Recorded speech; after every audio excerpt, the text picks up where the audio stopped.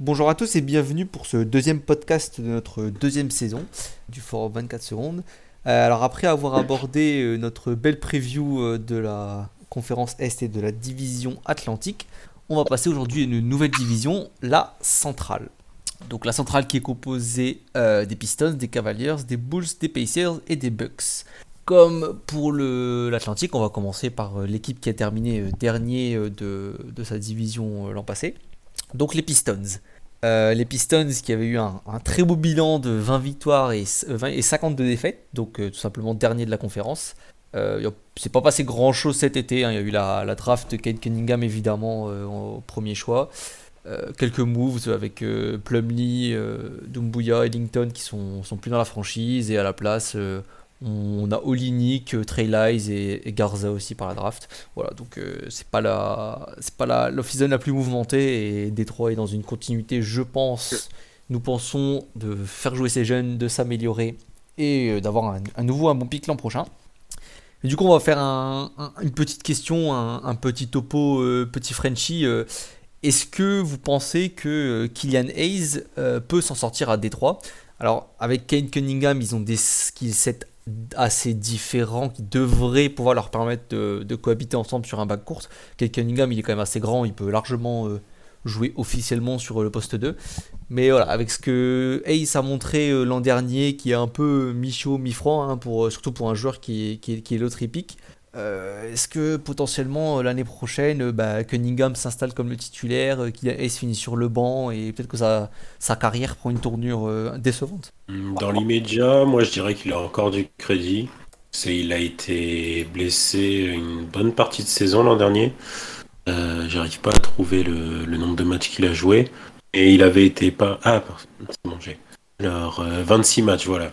26 matchs, 18 matchs débutés. Je pense qu'il débutera pas tous les matchs. Et après, ils vont quand même compter sur lui. De toute façon, ils visent à nouveau un autre épique, les Pistons. Sauf contre indication de la part des Pistons fans qui diront qu'ils visent le titre. Ouais, moi je pense qu'ils peuvent tout à fait jouer ensemble. Parce que je vois que Ningou plus comme un pur scorer que Hayes. Et qu'il suffit par contre que Hayes. Enfin, il suffit. La question, si ça sera facile, mais il faut que Hayes développe un shoot correct qui lui permet de pouvoir jouer à côté du scoreur qui est Cunningham, quoi. De l'autre côté, si on a déjà un qui score, est-ce que c'est vraiment si important? Enfin, oui, à terme, oui, mais est-ce que c'est vraiment si important qu'il développe son shoot tout de suite? Est-ce qu'il gagnerait pas à s'arranger pour être le plus complémentaire de Cunningham? Notamment, je sais pas, par sa défense, par ses passes. C'est un exemple, mais de toute façon, vu que le but de Pistons, à mon avis, c'est encore une fois le triptyque. Je vois pas le souci à essayer de les développer, un sur le poste 1, l'autre sur le poste 2. Après, lequel à quel poste, je sais pas, ça y verront. Je me demande, est-ce qu'il ne devrait pas plutôt faire en sorte d'être le plus complémentaire possible par rapport à Cunningham? J'entends que s'il est un meilleur passeur, un meilleur défenseur, ça sera le cas. Et je pense que justement, l'axe de progression pour être le plus complémentaire, je veux dire, avec Cade, c'est vraiment le shoot en fait. Oui, je se tiens aussi. De toute façon, ce sera développé dans tous les cas, hein. Après, il faut voir aussi ce que Détroit va lui demander, ce que Détroit a dans l'idée aussi. Je pense que Détroit dans l'idée de gagner le moins de matchs possible, hein. Bah, on doute pas que les fans vont nous sortir des beaux discours, mais clairement le but de Détroit, c'est pas de gagner, c'est d'être au fond, c'est de drafter l'an prochain. Il y a Chet Holmgren, je crois que c'est sa classe, si je me trompe pas, c'est Chet Holmgren. Banchero, Hein? Banchero. Oui, et puis c'est Wayne Benyama de toute façon aussi. Ah non, 2023. Non, Déjà? 2023. Ouais, Non, c'est l'an prochain. bientôt. Mais c'est Holmgren, enfin, parce que c'est très américain, c'est Holmgren surtout qui est à peu près annoncé first pour l'instant, ou en tout cas dans le top 3. Et pour Détroit, pour ceux qui connaissent pas Holmgren, je vais pas dire c'est Kevin Durant, mais donc disons que c'est un mec qui fait 7 foot qui sait jouer small forward, quoi. Donc dans ton équipe, tu regardes ta construction actuelle, en plus t'as pris Kate Cunningham, t'as Sadiq Bey qui joue 3-4, t'as envie de le mettre. Ah voilà, t'as des joueurs à aller chercher. Elle est intéressante cette prochaine draft en termes de needs au final pour eux. Disons que l'avantage que tu as, c'est que tu as besoin de joueurs à peu près partout. C'est-à-dire que, mis peut-être sur le court, mais bon, on sait que personne n'est intouchable en NBA, hein. Hayes, il l'est pas, je pense. Et tu peux tout à fait prendre un 3-4 qui sera complémentaire j'ai perdu son nom, qui a été récupéré de Denver, Jeremy Grant. Ouais. Et t'as de la place à peu près partout, hein. En pivot, tu as lâché Plumlee avec un second tour de draft. T'as pas grand monde, hormis le rookie de l'an passé qui est dealé justement par les Rockets aux Pistons. Ouais, parce que ça, je regardais, ouais, il y a Holmgren, Banchero, t'as Jalen Duran pour l'instant qui est plutôt bien en pivot, bien classé. Après, c'est. Ils ont Garza. Ils ont pas récupéré Garza. Oui, ils ont récupéré Garza, mais Garza, il est pas destiné à être autre chose qu'un mec sur le Oui, banc, non, je mais pense. Mais- ça va être drôle pour Oui. son contrat rookie et du tanking. Ah oui, Et oui, oui. il va prendre clairement. ses minutes, il va mettre ses points, les fans seront contents et puis voilà. Après, la mock, les grands joueurs, enfin, ça évoluera grandement d'ici le jour de la draft. Mais voilà, tu pars pour l'instant sur un top 5 où est annoncé 3 mecs qui jouent à l'intérieur, en gros. Ouais, clairement, ça arrange les 3 et ils vont chercher à pas gagner. Kylian, je pense que sa place est safe cette année, mais s'il fait pas une bonne saison, je serais pas étonné de voir les Pistons s'aligner dans 2 ans avec Kate Cunningham en 1 et un Hamidou Diallo en 2 ou ce genre de joueur que Détroit aime bien récupérer, hein. Et là, Bah, après, c'est sûr qu'ils ont prouvé avec ces coups qu'ils n'hésitaient pas à jarter un joueur si ça rentrait pas dans les plans de la franchise. Il y a un problème de joueur là aussi. Pas Oui, sur le même. ça je dis pas, mais en gros, il collait pas la mentalité qu'il voulait, il progressait plus, il progressait probablement pas assez. Bon, bah ça dégage, on envoie ça chez les Nets. oui, ça bouge vite, surtout que Kylian Hayes, enfin, on le rappelle maintenant, mais c'est le joueur le plus vieux de la franchise, quand même. Enfin, en termes de temps passé avec le maillot. C'est le plus vieux capé, on va dire, des Pistons. Clairement, ils n'hésitent pas à bouger tout et n'importe quoi s'ils estiment que ça en vaut la peine. C'est une relation quand même assez active dans son tanking, on va dire. En bien ou en mal, hein. Jusque-là, hein, depuis que le GM est arrivé, il fait plutôt du bon boulot à mes yeux. Donc, Après, il n'a pas pris de vrais risques pour l'instant. Il fait plutôt du bon boulot à mes yeux aussi. Maintenant, il n'a pas pris de risque. Il n'a pas fait un truc de fou. Il n'a pas fait un pari. Donc. Il a quand même laissé partir Wood, hein. Hein? Il a quand même laissé partir Wood. parce qu'il estimait que Parce que ce Wood que voulait pas voulait rester. à ce moment-là n'avait pas d'intérêt pour les Pistons. Parce que Wood voulait pas rester surtout. Parce que Wood à la base, je sais pas si vous vous souvenez, mais quand il signe au Rockets, c'est parce qu'il croit qu'il va jouer le titre et qu'il veut gagner, hein. C'est ce qu'il avait dit le jour de sa signature, hein. Sauf que Ouais. c'est ce qu'il avait dit quand c'est arrivé. Sauf que ensuite, il s'est passé Harden, il s'est passé ceci et voilà. Et il y a plus rien, il restait plus rien dans la franchise. Parce que je pense qu'au tarif auquel il a signé, à mon avis, je pense pas que les Pistons étaient contre. Je pense que Wood ne voulait pas rester dans une franchise dans laquelle il savait que de toute façon ils allaient pas chercher à gagner avant un moment, surtout au tarif. Après, si je suis méchant, il y avait Jeremy Grant quand même au contrat qu'il avait, on va appeler ça un pari et un beau coup. Surtout que moi personnellement je le voyais pas évoluer à ce point là non plus, je pense que j'étais pas le seul. Mais, Personne, je pense, hein. mais même si c'était pas un gros risque en soi, tant qu'il y a au minimum 3 ans, c'était sur la durée de son contrat, mais si on va dire que c'était un pari, que c'était un beau coup. Mais bon voilà, Détroit l'an prochain, c'est peut-être pas de dernier de conférence, mais ça va jouer le bas fond. Une autre équipe qui jouait le bas-fond de la conférence l'an passé, les Cavs, un peine au-dessus avec 22 victoires, 50 défaites, 13e de conférence. Un peu plus actif, en tout cas au niveau de l'importance des moves sur l'été, avec Jarrett Allen qui est prolongé à 100 millions sur 5 ans. 2 trades, Rubio qui arrive de Minnesota contre Torian Prince, et De La Vedova, je sais plus s'il est juste parti ou s'il a été tradé avec. Markkanen, le sign and trade en 3 équipes là, qui envoie Larry Nance Jr. à Portland, et la draft d'Evan Mobley.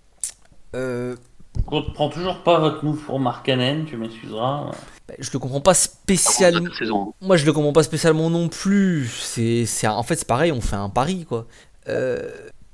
Franchement, je sais pas. Je pense que on se dit qu'on veut absolument aligner un 4 shooter à côté de Jarrett Allen.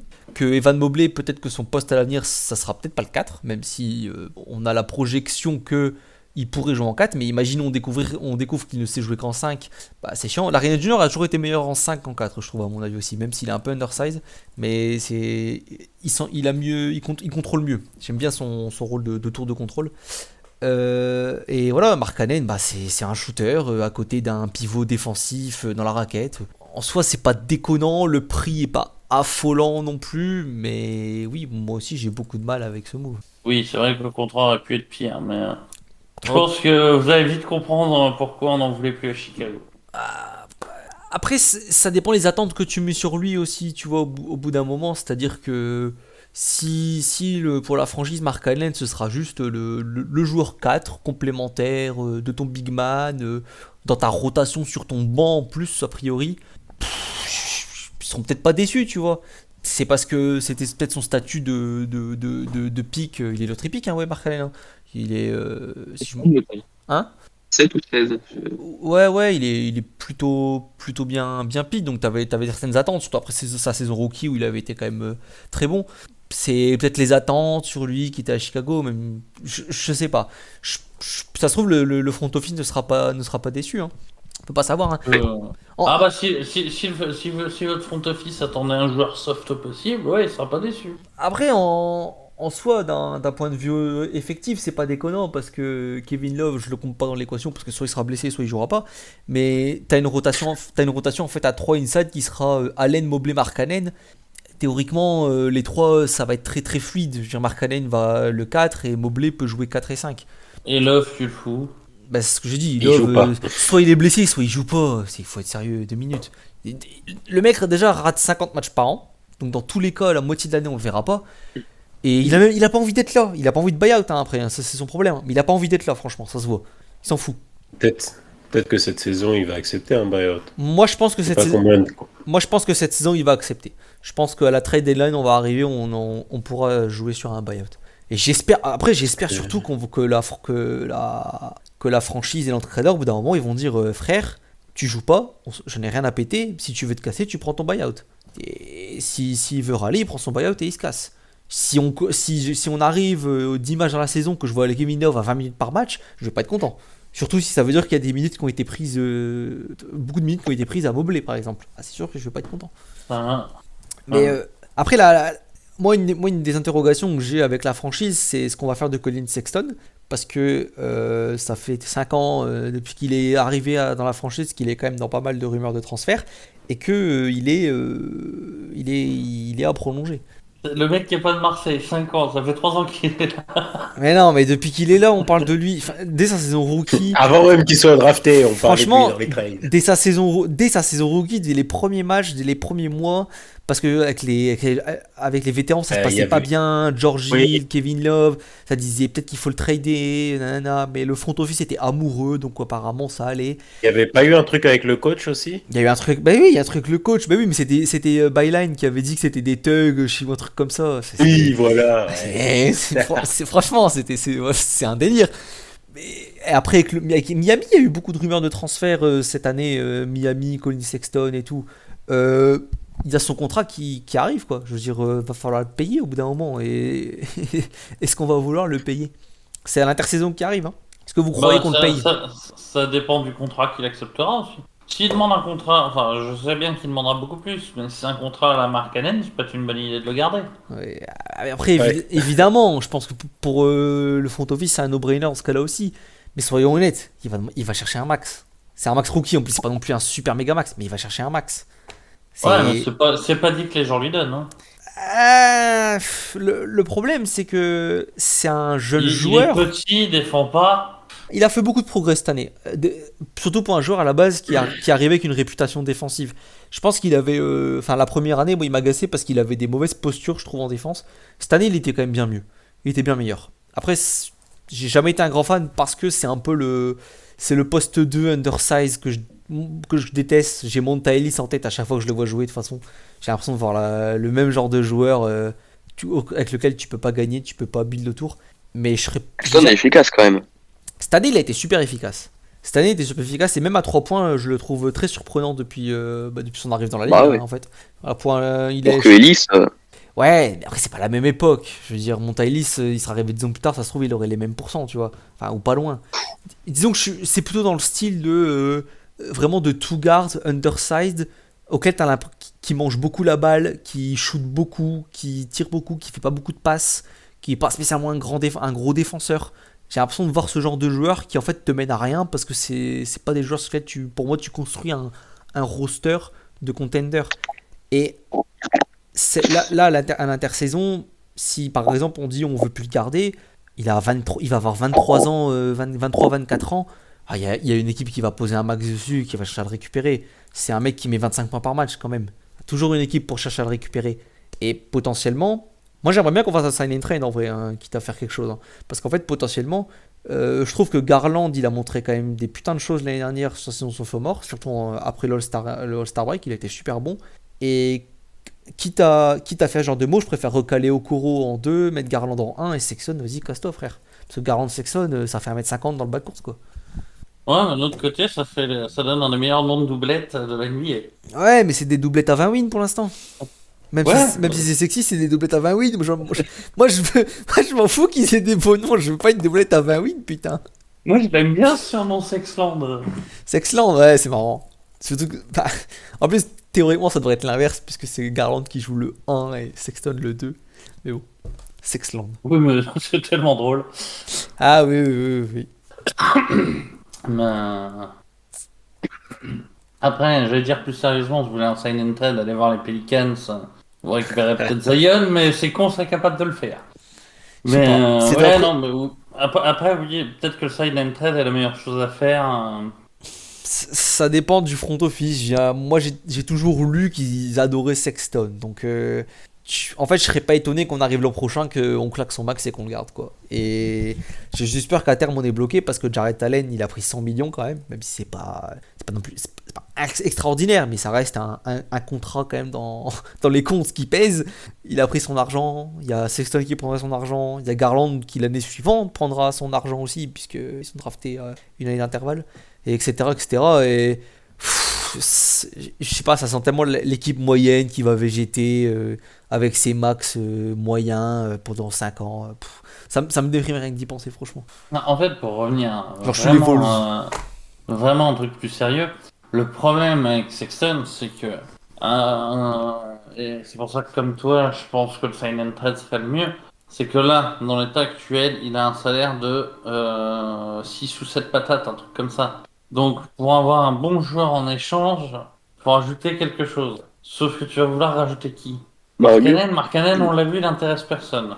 Love, pareil. Donc, pour récupérer un bon joueur, tu vas vouloir lâcher Sexton et un Non, pick.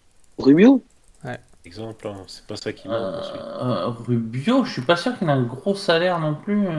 Rubio, Ça suffit. Non, mais il touche 18 millions, hein, Rubio. Hein. Alors pourquoi il remonte pas dans mon...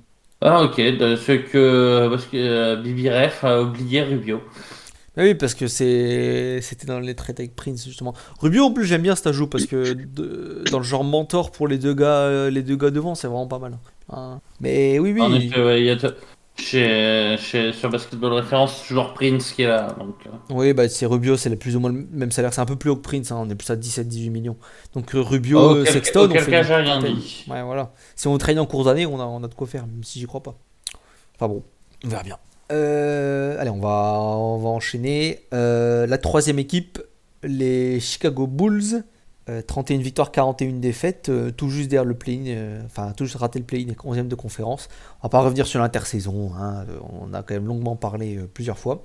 Moi j'ai envie de savoir, alors Zach Lavine va devoir prolonger soit en cours d'année, soit l'été suivant, en étant pas sûr de pouvoir le conserver. Disons que à partir de quelle saison ratée entre guillemets Lavine se casse de Chicago. C'est-à-dire que s'ils n'atteignent pas, quel minimum vous pensez qu'il ne reste pas à Chicago? Et je pense que dans tous les cas, surtout vu son agent, il restera pour le pognon. Je suis désolé de le dire comme ça, mais c'est surtout après la re-signature qu'il avait eue après son premier contrat, qui était beaucoup plus basse que ce qu'il espérait. Là, il veut montrer qu'il va prendre la thune, parce qu'il en est capable. Donc voilà, il suffira de mettre le max qu'on puisse mettre, sachant que je crois qu'on peut mettre plus haut que les autres, si je dis pas de bêtises. Ouais. Donc Oui. voilà, moi j'ai aucune inquiétude sur le fait qu'il re-signe si on met les moyens là-dessus. Sauf, alors évidemment, si on fait une saison à 10 wins, on hésitera peut-être à lui mettre 40 patates, mais je pense pas qu'on fera une saison à 10 wins, faut pas déconner. De toute façon, moi je l'avais dit dès peu après la FA, hein. Pour moi, c'est minimum play-in et ça peut faire le New York de l'an dernier. On va forcément être Oui, meilleur que l'an dernier, donc sauf si on se débarrasse pas du cimetière indien qu'Indiana a l'air de nous avoir refilé. Mais Kobe White ne sera pas tout de suite C'est dans là. 2 ans, Kobe White, ouais. Et Le reste, on s'en fout. Non, mais il n'y a personne d'autre à re-signer, en fait. non, je parlais de blessure là. De blessures. Bah, il y a pas Ouais. juste Patrick Williams, là, qui a été un peu. Qui s'est Oui, blessé, là. et Kobe White aussi. Oui, Kobe White oui, revient pas avant le mois de novembre. Il oui. est Oui, en rééduque déjà. Hmm. Il est déjà en rééduque, je crois. J'ai vu passer un tweet là-dessus. Oui, oui, Et son planning, je le connais pas. bah, White novembre et Williams il est espéré pour le début de la saison, de mémoire. Et après on verra, hein. oui, oui, c'est Mais à peu près ça, normalement. Je voilà, viens de si me on, voir, si on c'est ça. empile les blessures, on aura du mal, mais je pense que dans tous les cas, sauf catastrophe, ça devrait aller en PO, donc Lavine devrait être content, surtout qu'on va pouvoir le maxer comme il veut, donc je suis pas inquiet, pas du tout. ouais. Moi, je pense que, hormis s'ils font une saison type hors play-in, ouais, vraiment improbable, il re-signera dans tous les cas, comme a dit Réa. Et même si je doute un peu que les ambitions des Bulls soient satisfaites cette année, hein, au vu des problèmes quand même structurels, c'est évident. Mais dès lors qu'ils seront en play-in, là où ils seront, la ville re-signera, je pense. Moi, je suis d'accord avec ça. Je pense quand même globalement sur cet été, les front office a quand même montré qui tenait aux joueurs enfin même avant cet été avec déjà la trade deadline, le move pour Vucevic. Ils ont prouvé qu'ils voulaient construire autour de la Vine et donc d'ailleurs je le vois pas trop partir puisque je vois pas une autre équipe tout simplement lui proposer un projet où il sera la star. Et pour moi, de toute façon tu construis pas une équipe autour de lui donc. Il y en a possiblement d'autres, mais qui soient mieux classés, ça je ne suis pas sûr. Qui construirait autour de la Vine. Bah, des équipes qui ont zéro talent, qui sont derrière nous au classement, ça existe. Mais tu vois ce que je veux dire? Ils ont un mec en projet en fait, hein. Si tu veux là, dans la division, si tu prends les Pistons, ils s'en battent les couilles puisqu'ils ont Cunningham. Oh, mais je suis sûr que tu vas voir les Kings. Bonjour, j'ai un Zach Lavine à vendre. Ah, mais il serait Et pas la star, il y a pas. il aura une costard, on va dire. Ouais. Ça, mais voilà. Mais globalement, ça reste à Chicago qu'on lui proposera le package le plus intéressant, ça c'est sûr. J'ai tué le. Non, non, non, mais bon, mais, moi, j'ai pas trop d'avis parce que je pense aussi au final qu'il va privilégier l'argent que Chicago. Si Chicago ne rechigne pas à aligner, je le vois pas partir. En même temps, je vois pas non. Ce serait compliqué d'imaginer une saison catastrophe où en plus Daklavine n'aurait pas envie de rester. Mais après tout, c'est possible, hein. Le front office a beau avoir montré cet été qu'ils veulent l'entourer de win, etc. Si ça marche pas, il aura peut-être envie de jouer ailleurs, hein. Avec en plus, quand tu vois à côté tous tes copains qui font des big threes à droite à gauche, et qu'il y a des grosses teams qui se montent, t'as peut-être envie d'en faire une toi aussi, hein. C'est pas, hein. T'auras peut-être marre que ton meilleur coéquipier ce soit Vucevic ou Demar DeRozan. On verra bien. Du coup, en plus, tu parlais de cimetière indien tout à l'heure. On va enchaîner avec le cimetière indien qui a eu. l'op- Elle est vraiment triste cette division parce que c'est vrai que les Pacers étaient quand même deuxième de leur division avec un bilan négatif, hein, 34-38. 9ème de conférence, battu au play-in par les Wizards. Pareil, comme d'habitude, hein, pas trop de moves dans l'Indiana l'été. Chris Duarte qui est pick en 13, McConnell qui est prolongé, Torrey Craig qui arrive aussi à la free agency et ça remplace McDermott qui est parti et Aaron Holiday. Bon, En plus, c'est exactement ma question par rapport au cimetière indien, c'est jusqu'où peut vraiment aller Indiana si, par chance, ils n'ont pas de blessures. Parce que l'an dernier, ils se sont fait massacrer la tronche, et ils se font quand même souvent massacrer la tronche. Alors si je me souviens bien, donc il y avait eu Miles Turner au milieu de l'année qui a tout foutu en l'air. TJ Warren, je sais même pas s'il a joué un match de l'année ou ça va pas dépasser 2. Malcolm Brogdon, malheureusement, pareil, il est un peu abonné aux blessures. Déjà, est-ce qu'on Harris Sevère. Oui, Caris en plus qui s'est tombé aujourd'hui ou hier, là on est le 29, je crois que c'est tombé aujourd'hui, qu'il s'est fait une fracture de fatigue dans le dos. Alors apparemment il serait de retour pour le début de la saison, mais voilà, le mec en loupe pas une. Déjà que l'an dernier il s'est chopé un cancer si je me trompe pas. Voilà, là maintenant c'est fracture de stress. Bon, voilà. Est-ce que pour vous, voilà, est-ce que du coup ça peut aller si jamais par chance ils n'ont pas de blessure? En saison régulière ou en playoff? Les deux. Pour moi, en Saison saison régulière. régulière cette année, s'il y a 0 blessure, ils peuvent faire 3e. Ça peut aller très haut, par contre en playoff, il y aura quand même des manques. Sauf si vraiment step up dans de leurs joueurs stars, mais j'ai du mal à le voir. Ouais, mais en même temps, à l'Est, à part les Bucks et les Nets, qui n'a pas des manques? Je t'ai pas parlé de manque, je t'ai parlé de manque d'une star en fait. Oui, mais je considère ça comme un manque. Eux manquent de ça, Ok. Chicago manque de viande, New York manque de talent. Ouais, mais c'était le plus gros, c'était le plus gros manque aussi de part de Star en playoff quand même. C'est au bout d'un moment, tu regardes hier, on faisait l'Atlantique, Boston, c'est t'as une star. Après même, en vrai, c'est l'autre J. Tatum et... Brown. Wow, putain. Donc même... Ah, c'est grave des trous comme ça. Mais même lui, en vrai, si tu le mets à Indiana, c'est le meilleur joueur des Pacers, alors que c'est le deuxième joueur des Celtics. Bon, Nets, il n'y a pas besoin d'en parler. Bon, Raptors, on a dit, c'est les bas-fonds. Ensuite, t'as le Sixers, t'as quand même Embiid. Et après, t'as le cas d'Enix, où on a dit, bah, c'est border playoff, où justement, on dit que ça manque une star aussi. Ah non, je dis pas. Après voilà, est-ce que un effectif comme ça qui peut faire 3e à l'Est, aller bon an, mal an en demi, ça suffirait pas pour l'instant à Indiana. Ah bah ça, après, bien sûr.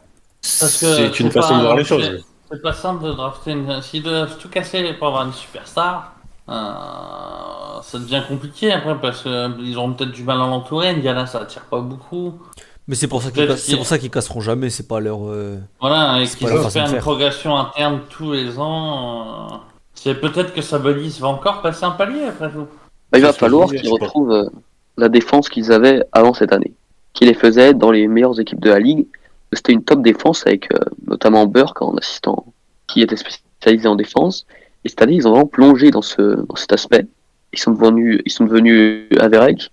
Et vraiment, c'était leur marque de fabrique d'avoir une équipe collective en attaque et très rugueuse en défense. Ça a quand même, ça a plongé quand Turner s'est blessé quand même surtout. Voilà, c'est ce que j'allais dire. C'était pas si nul avant.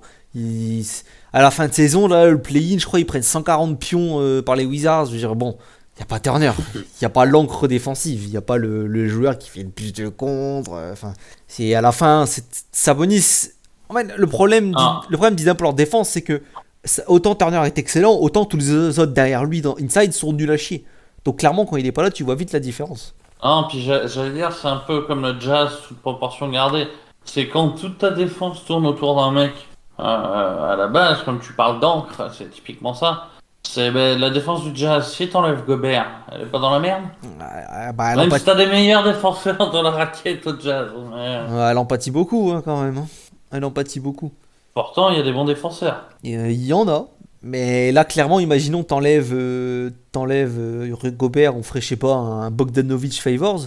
Putain, Bogdanovic, il va prendre des mixtapes toute la soirée. Hein. Oh avec Rudy Gobert qui est pas derrière pour le couvrir. Oh putain. Donc là, pareil avec Turner, quelque part. T'enlèves Turner, Sabonis prend des mixtapes. Voilà, moi je pense que c'est un peu ça. Je pense que c'est ça qui fait que leur défense a plongé. Après, parce qu'il y a Rick Carlisle quand même qui arrive en coach.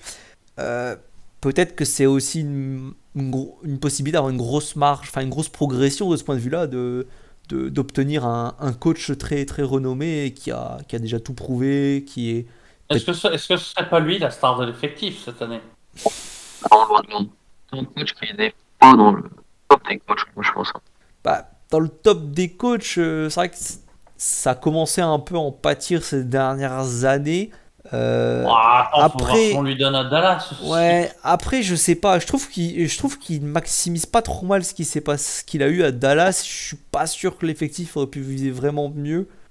Il Je pense qu'on tombe, va beaucoup rigoler avec Kid à Dallas. Hein. puis il tombe 2 fois contre les Clippers. Et puis les 2 fois, ils auraient clairement pu, slash dû gagner. Je sais pas. Je sais pas.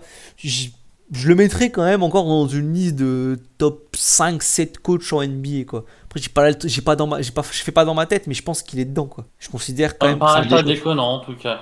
Tu le vois beaucoup plus loin, Pop? Quoi? Un peu mieux que la moyenne, disons. Un peu mieux que la moyenne. En plus, c'est compliqué cette année. Il y a beaucoup de nouveaux coachs, hein, quand même. Il y a pas mal de nouveaux coachs, hein. Puis oui, clairement, Kida Dallas, je pense qu'on va bien rire aussi, hein, parce que s'il a pas changé de son époque Milwaukee, ça va être un carnage, hein. Non, tu vois. Alors par contre, Luka va mettre 50 points par match. Ah Mais oui, à part ça, je pense qu'il va bien s'amuser tout seul, là, Lucas, hein. 50 points, Varbon, 14 passes. Ou l'inverse. Moi, je pense que quitte à avoir un bilan mitigé au Mavs ces dernières années, c'est aussi le bilan très mitigé de Mark Cuban à la tête de la franchise, hein, tout simplement. C'est le bilan mitigé du GM, de tout ce qui s'est passé. Hein? Porzingis notamment. Bah oui, surtout Porzingis en fait, mais genre, même les pièces qu'ils ont essayé d'apporter autour, hein, Richardson il a pas été dingue, pas très bon aux Mavs, Seth Curry, ben, ils l'ont laissé partir, les bonnes décisions se comptent quand même sur les doigts d'une main, hein, au final depuis la draft de Doncic, Et hein. je sais que pourtant, quand Porzingis a été trade, t'avais Diode qui disait que New York faisait n'importe quoi comme d'habitude. Ah mais ça, c'est toujours très bon de revenir sur ces messages, alors que soi-disant c'était un move unanime, alors que bon, il y avait déjà des sceptiques, et là, pour ce coup-ci, c'est les sceptiques qui ont eu raison. Bah, de Après, toute façon, hein, on a toujours dit qu'on ne savait pas dans quel état il reviendrait de sa blessure au genou. il y avait ça, il y avait surtout son contrat. Ouais, il C'est était long entre quand même. guillemets pour Dallas, le fit sportif, je pouvais le comprendre.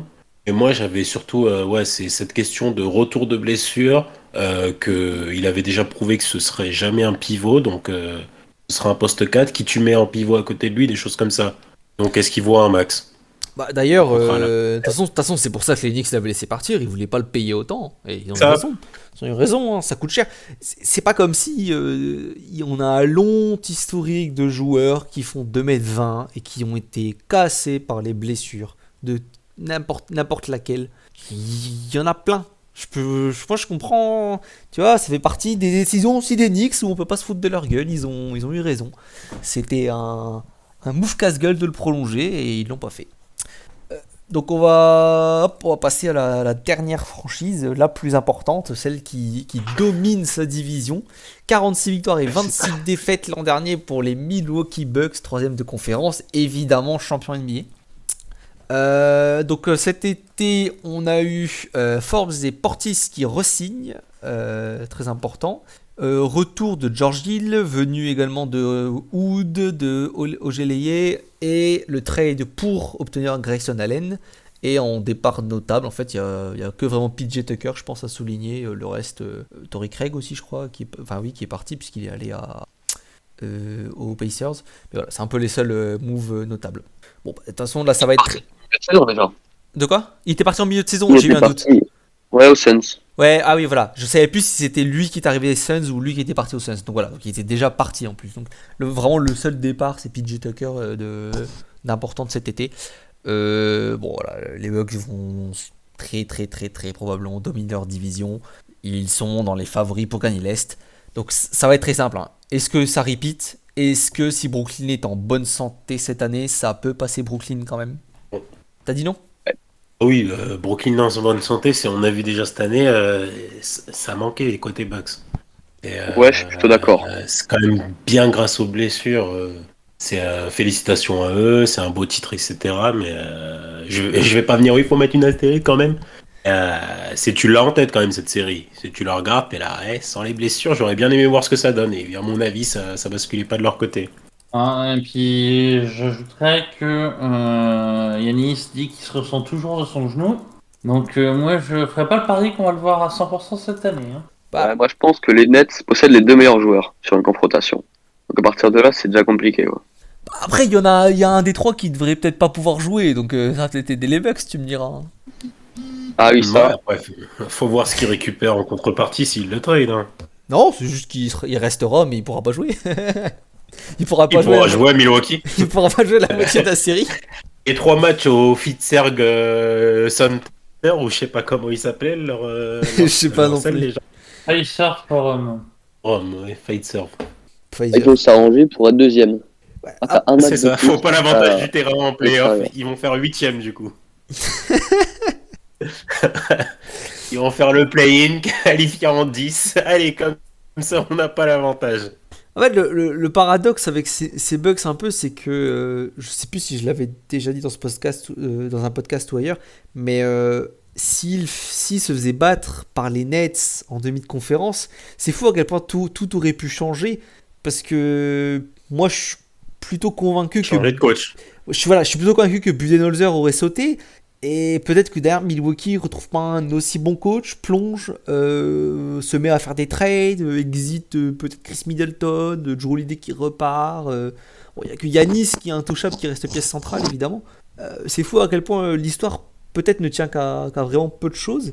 Et c'est vrai que autant ils ont été champions NBA, autant ça va être compliqué de les voir faire le repeat. Après, ça reste un des favoris, surtout que honnêtement la conférence Est. Bah, tant que Philly n'a pas réglé son bazar, on a vraiment que deux grosses équipes favorites, ultra favorites, les Bucks et les Nets. Et le reste, ça se bat un peu pour les miettes, hein, concrètement. Peut-être les Celtics qui font une belle saison, mais bon, sinon ça se bat un peu pour les miettes. Bon, ils sont quand même ils sont armés, je pense, pour le repeat. Je pense que Bobby Portis, surtout, qui re-signe, c'est quand même une putain d'affaire pour eux. C'était quand même primordial d'avoir leur sixième homme là, qui a porté du pep sur le terrain, qui a shooté super bien quand même sur l'année. Ils en avaient besoin. Et même au final, s'il fait PJ Tucker, je trouve que c'est numériquement bien remplacé. Hein, Grayson Allen, Ogeleye, même George Hill qui revient aux Bucks pour apporter son expérience. C'est construit quand même pour pouvoir jouer les Nets. Parce que ils ont les défenseurs aux 3 postes où Brooklyn va te rouler dessus. Ce qui n'est pas le cas de tout le monde. Oui, d'ailleurs, c'est ça qui faisait peur avant la demi l'an dernier, avant que ça se pète côté Nets. C'était que, justement, merde, DiVincenzo est blessé, qu'est-ce qu'ils vont faire? Voilà, moi, je trouvais que c'était la plus grosse perte possible de ces playoffs, clairement, pour eux. C'est vraiment DiVincenzo, quand même. Pour arriver au Nets, c'est important dans leur schéma défensif, quand même, mine de rien. Au final, ça permet de reposer un Middleton des fois d'un côté du terrain plutôt que de l'envoyer au casse-pipe sur un Harden, sur un Irving. Bon, au final, ça s'est bien goupillé pour eux puisque c'est les Nets qui se sont fait torpiller. Mais et puis la série, enfin le début de la série, même jusqu'à la fin, ça avait quand même montré que même si t'as les armes pour bloquer les trois, c'est pas garanti de le faire parce que ça reste un trio le trio de superstars le plus fort qu'on ait probablement jamais vu de l'histoire et je sais même pas si on verra un truc pareil. C'est un rassemblement surréaliste de stars offensives. C'est très difficile à stopper. Mais les Bucks ont potentiellement les meilleures armes de la NBA pour le faire. Parce que Giannis rivalise avec Durant. Parce que Drew peut largement rivaliser avec Kyrie. Et parce que Harden, même Middleton et DiVincenzo, ça reste des bons défenseurs. Ouais, moi je trouve dommage la perte de Tucker pour défendre sur Durant, majoritairement, quand même. Bah, c'est sûr, ça reste dommage. Après, je pense qu'ils pouvaient pas lutter par rapport à ce que le hit a posé. Je crois qu'ils pouvaient tout simplement pas proposer autant les Bucks. Et PJ Tucker, il fit quand même pas mal du tout avec la mentalité du hit, je trouve. Vu comment il défend comme un chien. Mais bon, même si tu perds Tucker sur Durant, et c'est vrai qu'il a été important, j'ai pas envie de dire que c'est pas grave, mais t'as toujours Giannis qui peut, si tu l'oses le mettre en man sur Durant, ça reste jouable, quoi. Après, c'est si tu le fais. Il peut prendre 3 fautes dans le premier quart. Ouais, après, ça va dans les deux sens. Hein. Si Durant défend sur Giannis, il peut prendre 3 fautes dans le premier quart. Hein. On est en... Ouais, ce sera vrai, quoi. Après, on est en playoff. Hein. C'est quand même chaud de voir des stars en fall trouble. Ça ravale les sifflets. Ça va. Hein. Franchement, c'est gérable. Et au pire, s'il prend 2 fautes, allez, tu le remets ailleurs. Faut voir. Ouais. Bon, on a fait le tour un peu des Bucks, la dernière équipe. Comme pour l'Atlantique, ça va être lors du petit classement, petites annotations, qui va en playoff, qui va au play-in, qui joue le first pick. Doc, je te donne la main pour me classer. Je pense que le classement va couler de source, hein, honnêtement, à part une équipe. Pistons, Cavaliers, Bulls, Pacers, Bucks, c'était l'inverse de l'an dernier. À toi de nous dire de 1 à 5 ce qui va se passer. Premier, c'est dessus. Par contre, simplement, je les vois pas premiers de la conf. Je les vois même pas forcément top 2. Je les vois plus saison tranquille. Je pense qu'ils vont aussi se baser sur. Il y a 2 ans, ils avaient fait une grosse saison régulière. Ils sont arrivés très limite en playoff. Je pense qu'ils vont vachement se gérer, surtout avec Yanis qui est pas forcément Le genou en qui excellente siffle, ouais. santé. Voilà, on en a parlé de toute façon à l'époque pendant les playoffs. Est-ce que faut qu'il entre guillemets qu'il parie sa carrière sur ses playoffs? Bon, il a un titre, donc on va dire que c'est rentable. Mais là, c'est sûr qu'il va devoir s'économiser, sans doute jusqu'à la fin de sa carrière même. Ensuite, en deux, les Bulls quand même, parce que Pacers, il va forcément y avoir de la casse. Mais tir groupé entre les deux, quoi. C'est l'un devant l'autre, tu sais pas trop. Et puis enfin, Pistons pour conclure, puisqu'ils vont quand même y aller franco, à mon avis, pour perdre. Et Cleveland qui va pas trop savoir où se placer, mais qui va se diriger vers un lottery pick supplémentaire. Après, on n'est pas à l'abri que les Cavs se décident de faire un move, un package de 1 ou 2 joueurs pour vraiment récupérer un vrai joueur. Ok, Pop. Alors moi, je vois évidemment en premier les Bucks. Je les vois deuxième de l'Est par ailleurs. En seconde place, les Pacers, qui de justesse ne seront pas emmerdés par les play-ins. Les Bulls, ensuite en troisième place, qui eux par contre devront jouer leur place en play-off sur les play-ins justement. En avant-dernier, les Cavs, qui joueront la loterie, mais la loterie moins prononcée que les Pistons justement, qui joueront vraiment le first pick, parce que les Cavs auront sûrement un pick 6, 7, 8, en fonction de si la mayonnaise prend à l'intérieur. Réa. Bucks qui seront 2 ou 3e à l'ouest, à l'ouest, pardon. Qui est plutôt 3e d'ailleurs à mes yeux. Bulls, aux alentours de la 5-6e place, je pense. Pacers, un peu comme l'an dernier, parce que je vois bien le cimetière indien décider de rester un petit peu dans l'Indiana. Cavaliers, je sais pas s'il y aura un move, mais dans tous les cas, je vois 12-13e, on va dire. Et Pistons, que je vois 13-14, pareil. Ok. Du coup, évidemment, pareil, hein, les Bucks qui seront premiers de cette division assez largement. Euh, Moi, je pense qu'ils sont lock top 2 en vrai sur la conférence. Parce que je vois pas les Nets jouer de toute façon la régulière assez bien. Je vois vraiment que les Hawks qui ont le matériel et la motivation d'aller chercher un gros bilan de l'Est. Philly, c'est un peu le bordel. Voilà. Je pense que les Bucks, un peu par défaut, sont lock dans mon top 2. Je les vois pas sortir du top 2. Peut-être troisième, alors vraiment pas en dessous. Mais je pense que c'est premier ou deuxième. Les Pacers ensuite, pour moi, avec un bon 5ème seed dans ces eaux-là, entre 4 et 6, mais je les vois bien 5ème. Les Bulls, je pense que ça joue play-in, mais ça joue le mauvais côté du play-in, c'est-à-dire qu'ils n'ont pas eu de bol, ils terminent 7 ou 8ème et ils se tapent un play-in alors que il y a 2 ans c'était play-off. Je pense que c'est quand même du côté de 7-8ème. Les Cavs, j'ai envie d'y croire, mais ça va. J'y crois pas en fait. C'est du 12ème, 13ème. Je pense que. Parce qu'après, voilà, après c'est les Pistons. Je pense que Magic Piston, parce on en parlera aussi, mais Magic Pistons, c'est un bottom 2 lock de A à Z. Je vois même pas comment une autre équipe pourrait être aussi nulle que ça. Ils vont être nuls tous les deux. Et après, Cavs, clairement, c'est du 11, 12, 13 dans ce range pourri moisi avec les Raptors, peut-être les Wizards. Donc peut-être le play-in sur un coup de bol si on décide de faire un trade, mais voilà, sinon c'est hors play-in, je pense. Et donc voilà, comme j'avais dit, les Pistons, pas dernier, avant-dernier, parce que je pense que le Magic va vraiment être dernier. Du coup voilà, c'est un peu nos pronos de division. C'était pas la plus difficile ni à analyser ni à pronostiquer parce que de toute façon on est tous à peu près d'accord, hein. Bucks premier, Pistons bon dernier, Cavs bof et Bulls Pacers, je crois que j'ai un peu plus haut les Pacers, mais on est tous un peu dans ce range de 4 à 10 qui est hyper dur à classer. Sauf surprise ce sera Bucks 1, Pacers ou Bulls et ensuite Cavs, Pistons. Dans la division en tout cas. Voilà, donc on espère que ça vous aura plu cette petite preview de la centrale. Donc après avoir fait l'Atlantique et la centrale, on passera à la dernière division qui est la sud-est, si je ne me trompe pas de nom. Voilà, donc avec Orlando, Washington, Atlanta, Charlotte et Miami. À la prochaine, salut. Ah.